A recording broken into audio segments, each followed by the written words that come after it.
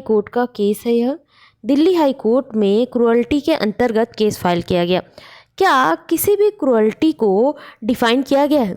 नहीं, क्रुअल्टी को completely define नहीं किया गया है। क्रुअल्टी डिफरेंट टाइप के होते हैं, physical cruelty and mental cruelty. Sexual assault के अंतर्गत यह केस फाइल किया गया है वाइफ द्वारा। उनका कहना है कि जो उनके हस्बैंड है, उनके फैमिली मेम्बर ने रिलेटिव के, जो कम्प्लीटली हस्बैंड के रिलेटिव्स है, वह मेरे ऊपर फिजिकल क्रुअल्टी कर रहे थे, वो भी एग्रीवेटिव तरीके से कर रहे थे, जिसके कारण उन्हें पनिशमेंट होनी चाहिए। यह केस का नाम है XYZ। क्योंकि ऐसे केस में नाम रिवील नहीं किया जाता, मतलब जो प्राइवेट इंफॉर्मेशन, फैमिली कोर्ट्स है एंड पॉस्को केस है, ऐसे केसों में नाम रिवील नहीं किया जाता, तो XYZ नाम है। स्टेट NCT दिल्ली का यह केस है 2025 का, यह लेटेस्ट जजमेंट है।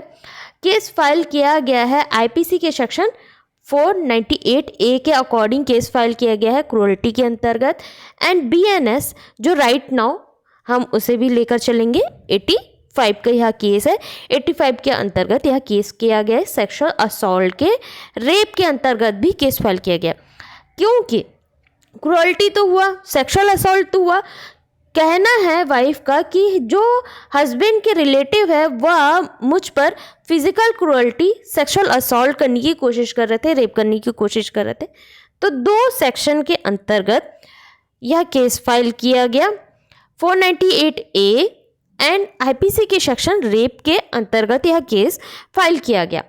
क्या किसी भी कंडीशन में जो 2 डिफरेंट मतलब जो यह मैटर है फैमिली का है, क्रुअल्टी का, ठीक है, और रेप क्रिमिनल का है, तो दोनों केस में दिल्ली हाई कोर्ट का कहना है कि फिजिकल क्रुअल्टी जब होता है तो वह डिफाइन नहीं है, बट अलग अलग तरीके से किसी को फिजिकल क्रुअल्टी हो रहा है।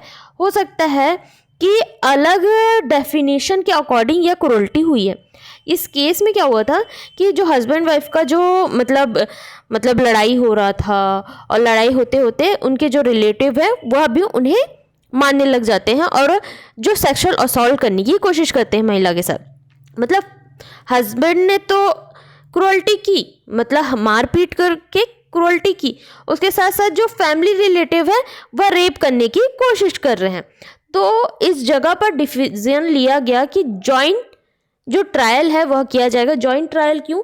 क्योंकि यह दोनों डिफरेंट है, मतलब रेप और जो आपका क्रुअल्टी के अंतर्गत जो केस है वह डिफरेंट है। तो इस जगह पर जॉइंट ट्रायल किया जाएगा।